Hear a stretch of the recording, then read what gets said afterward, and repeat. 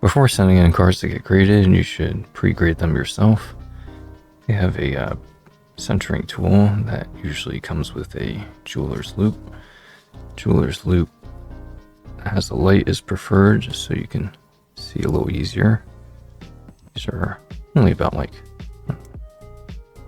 $10 or something for the kit. Pretty cheap. These two came together. It's basically a 30 times zoom. Same with that one. It's got 60 and 90, but those are really hard to use because they're really small windows. They have a little digital microscope, but doesn't have the best detail, and you have to basically put it directly on the object, which isn't good for raw cards because you could just scratch them up. And then there's the best option, because after you use these, like to grade or view 10 cards or more, it can really give you a headache and make you kind of nauseous. So this is the best option, which is heavy duty digital microscope. You can get them for around $40 to like $300. This one costs $140, which is kind of on sale. It's normally like $168 or something. You can really get in for some super fine detail, and you can see the card pretty crisp right through the top loader or one touch. See, like this corner looks a little fuzzy. Like you could just take your finger and just kind of like smoothen that out, because that will affect the grade.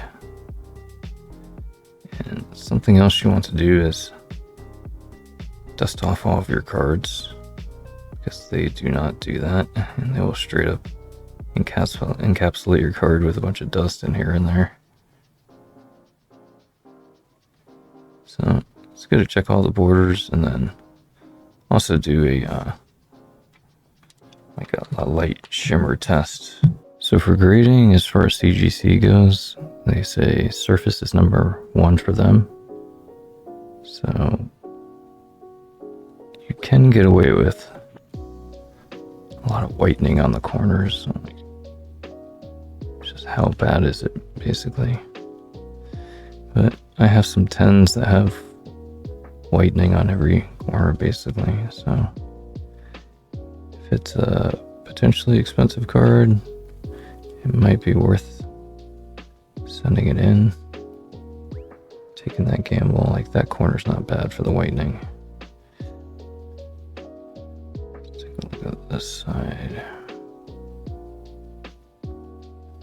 Neither is that corner, but it's probably still like a 9 or 10. I keep debating whether I want to send these in.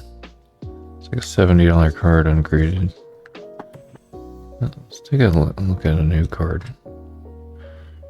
just to show you the difference. This card that just came out. I have to change the focus because this one's not top loader. It's a lot flatter. Just messes with the focus. And look at the difference in the crispness. This is like all these cards are probably like a pristine 10. They just printed them so well from Japan. Just to give you an idea of what a really good card looks like.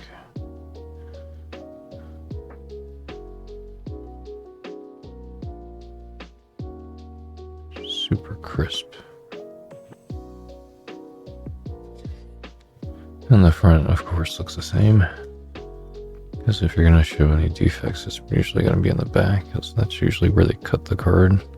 And it's just got that nice black border which shows everything.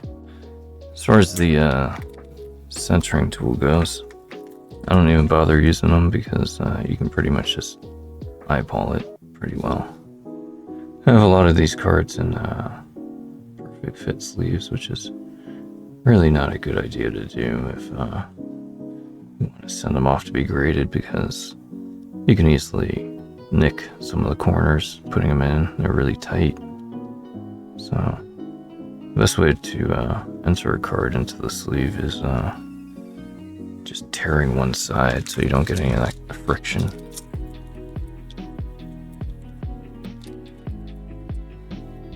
There's always like one weak side on the penny sleeve that's weaker than the other side, so you can just kind of like do like that quick motion real fast.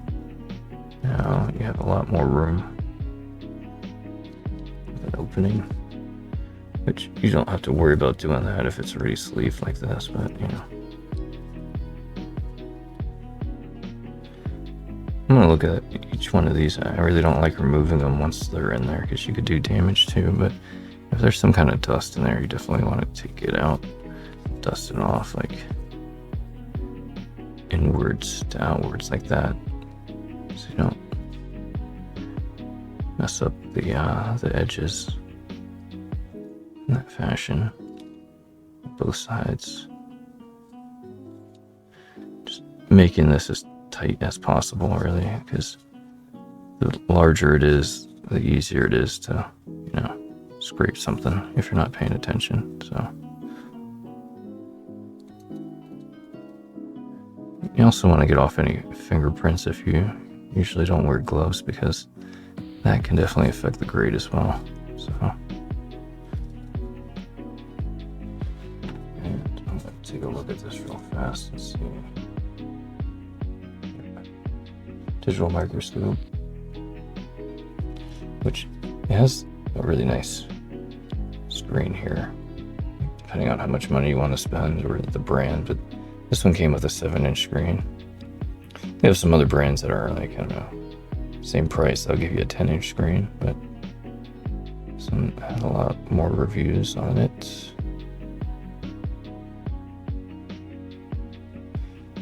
And this one comes with a bunch of lenses too, which is really nice, like a long distance and like biological lens where you can like just really see like dust mites and stuff.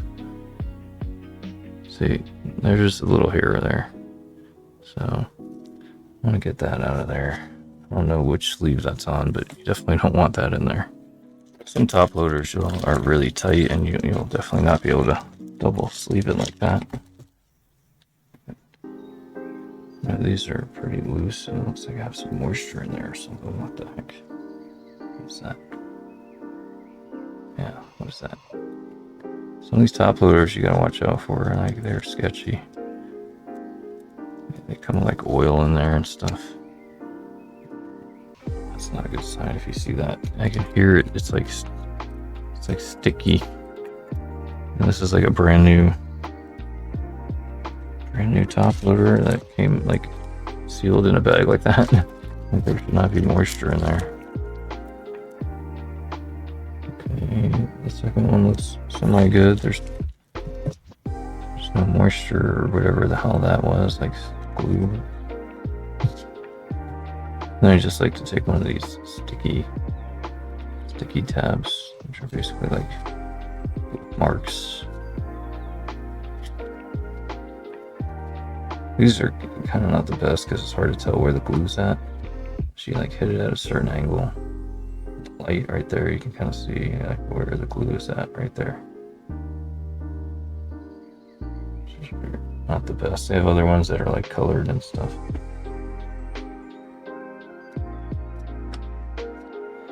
Just put it right there. So I'm sending this to CGC. If you send this to PSA, they definitely don't want you to use these. They don't like these tabs. Because they say they have to take them off and then they have to like take pictures of it. It just takes more time for them. Don't use these if you're sending them to PSA.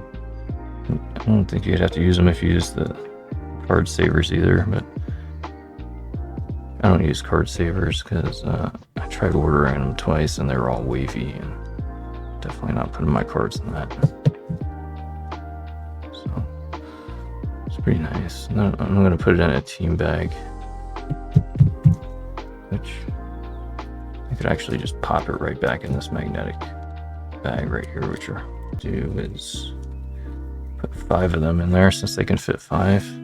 That's what I like about CGC is they say you can basically pack it up however you want. It's up to your discretion. And I've shipped out a lot of cards and I've never used those save-a-days, you know. They say it's so that the card doesn't move around, which is true. It's a lot tighter in there, but I think it's also for their convenience. I mean, I don't know if they're cutting them out of there or just like pulling them out, but I think they say it's easier for them too. But ultimately, it's up to you how you want to send it. And I sent out like 36 of these, like these individually wrapped. I asked them first before I sent it. I was like, is there going to be an extra fee if I send out like 36 top loaders all individually wrapped? No problem. Okay, so they also want you to like sandwich it in between like 2 pieces of cardboard and like put rubber bands around it, but they're like, don't put them on too tight, otherwise you could damage the card. And even with the top loaders, I could see I had cardboard, something similar to cardboard as meant for cards, trading cards. And I could see the pressure it was causing on the side. It was like warping the sides of it. So I just shipped it out how I normally always ship it out, with tape on the sides, painter's tape, and tighten it with some bubble wrap, which I'll show you in a second. In order to submit to CGC, you want to go to CGC cards, create an account.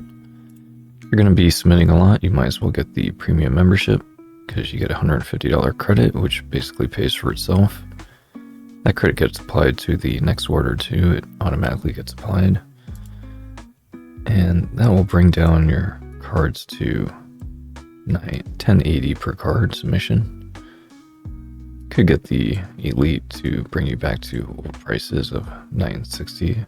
Premium used to be $9.80 a card like a few months ago. They tell you how to submit as well.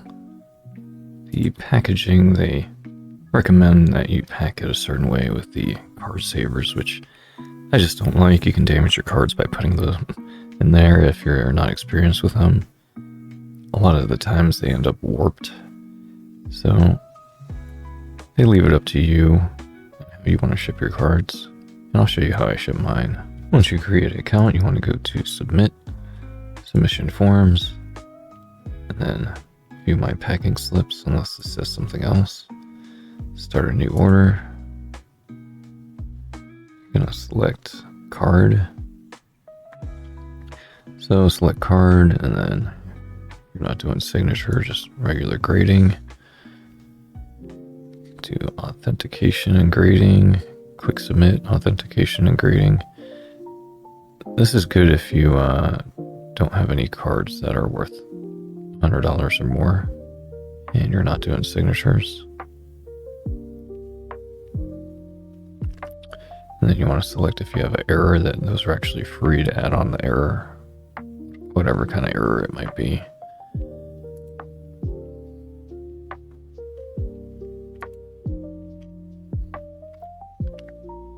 You can also do crossovers, and they'll crack it open and potentially destroy your card for you. Or you could attempt that yourself and destroy your card if you're not careful. Okay, I'm going to be doing the bulk. These vary on the value of the total card and how fast you want it back. Economy used to be the same turnaround time, but now they increased it a little since they're getting busy. Not doing autographs, so that's it. Going to add a card. The way you add your card to, it doesn't say it here, but the way they want you to add your card is basically in the order that you're listing them. So for the first card, that would be the first card on the stack.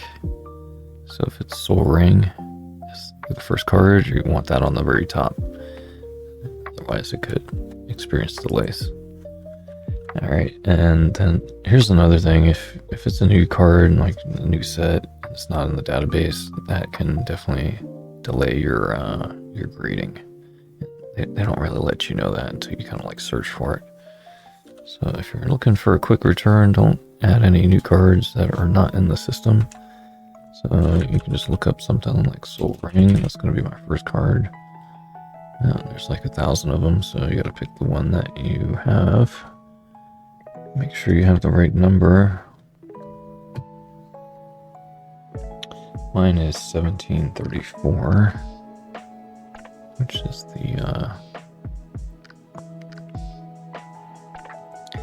that's the Marvel version. Yeah, there it is. Iron Man. Okay, and it's foil. We don't need error. Pedigree is some bullshit like for specific owners. You put your name on there if you don't plan on reselling it. If you plan on reselling it, that'd be a little weird. Okay, and then you look up the value of the card. You want to be pretty accurate with that, otherwise they definitely won't cover it. Okay, that's basically the gist of that. And then I'll show you how I pack up my card as well. You want to include this invoice into your package. And then another thing is they want to try and like, well, I'll talk about the shipping, but they basically want to like, they offered to give you like a prepaid like FedEx shipping method, but that ends up like costing you like $30 or something.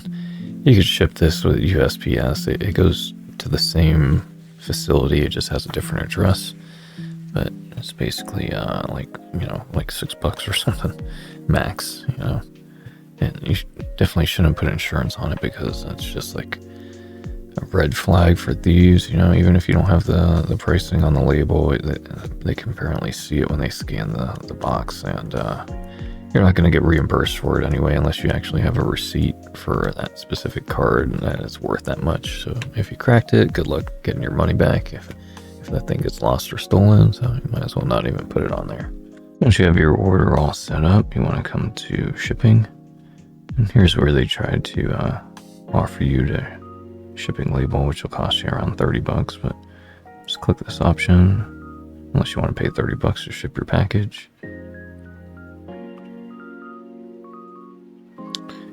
And then return shipping, which that you have to pay for.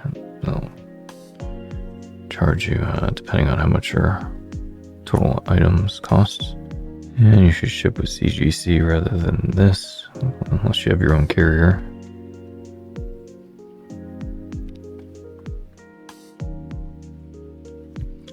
Oh, before they didn't have signature. Before your signature was required, now it's no signature required. So let's do that option. I don't want to be home this side for that. Then you just come here to pay, enter your credit card number, and that'll give you the info to print your packaging slip, where to send it off to. And if you're using the post office, you can just come to USPS.com and then use click and ship, print the label. If you have a printer, rather than bring it in there, create a USPS account, which is pretty easy to do. Then just print out your label and request a pickup, so you don't even have to leave your house. Alright, so once you have your packing slip, you want to make sure that it's all in order so that there's no delays. And I like to sleeve off my cards just to give them a little extra protection. Last time I individually sleeved like 36 cards. And I'm sure the grader wasn't too happy about that, or whoever unpacked the cards. So I have these team bags now, and you can fit like either 5 or 6 of them in here, the top loaders. Yep, 6 fits perfectly. Alright, there we go. All with pull tabs. This is just some generic no-name brand team bags. It's basically some universal bag. You can just put one top loader in there, which is kind of baggy, or, you know, fill it up nice with 5 or 6 in there. It's 36 cards. So how I'm going to do it is basically stack it like that inside of a box. I like to use these, which they recommend, like basically like cardboard. So how they want you to do it is like this, and with like loose rubber bands, like 1 or 2 on each side, and like 1 or 2 on that side. But they say not to like make it too tight, but just like having that on there, you can see it starts to bend this. So the way I like to do it is just good old-fashioned painter's tape. It's how I ship out everything, all my cards. You know, usually you'll just have like one top loader in there, not like freaking massive, which is kind of awkward in there. But basically, ship it exactly opposite of the way they tell you to ship everything. Not using the save-a-days, the card savers. Good luck trying to find those things that aren't all warped and wavy. Thing is, it's not too easy to make this like in the middle. The thing about the tape is it adds just like even pressure. It's not like tight. It's like super soft, and I'm just gonna bind it all in there with a bunch of crap anyway, so it's not gonna go anywhere.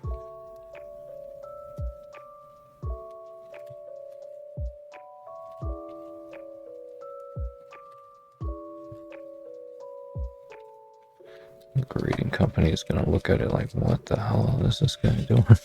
Oh, it's this guy again.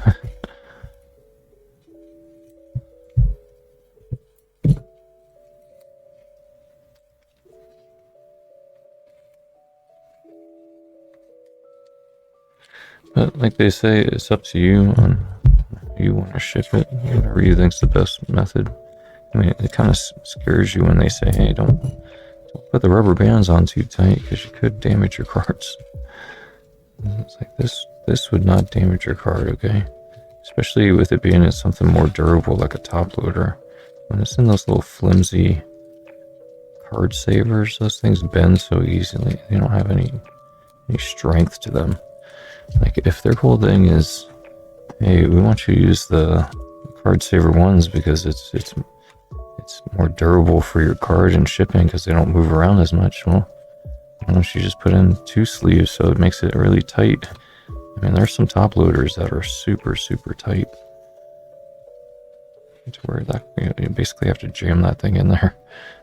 Good luck trying to get that thing out, especially if you don't have a pull tab in there. There's also like the in between where there's semi stiff top loaders, and if they're not, like the brand names like Ultra Pro, they're pretty loose. Something like that. You could just use like a thicker sleeve, like a shuffle sleeve, or just double sleeve that thing, which I don't really recommend because you could risk damaging the card when you do that. Next, with some spray wrap, like so.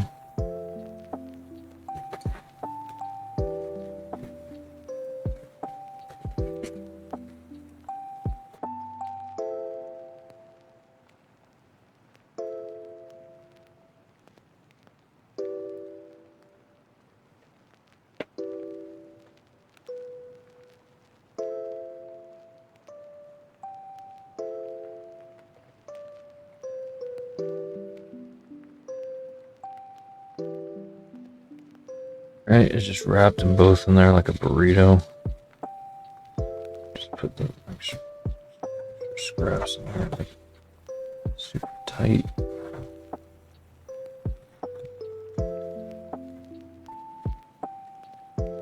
Didn't have to tape it, just up nice and neat in there. That's another thing, like you don't even have to like put that painter's tape in there because they are not going anywhere. It's just kind of like hold them in place right now.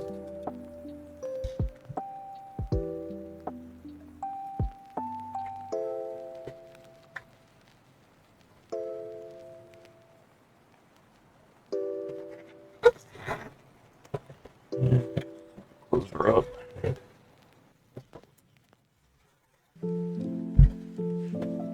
She can't close.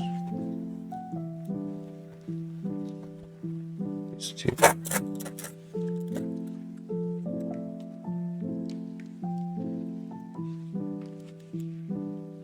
No, I don't need it. Because slap this in another box.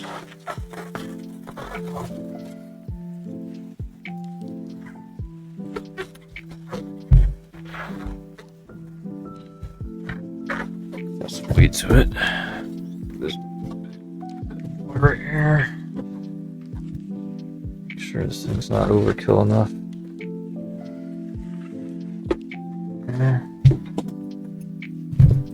Overkill is my middle name when it comes to shipping stuff. Especially like prized possession, you know, had for a long time. Expensive cards.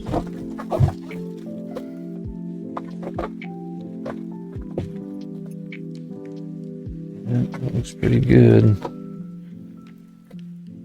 Perfect fit. Double box that thing.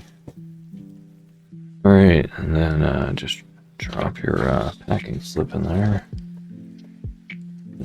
Get that. So you know who this belongs to. What? She's a little tight. She's a little tight. Extra bubble wrap. That's perfect. This just have to measure the dimensions, measure the weight, slap your label on it. Yeah.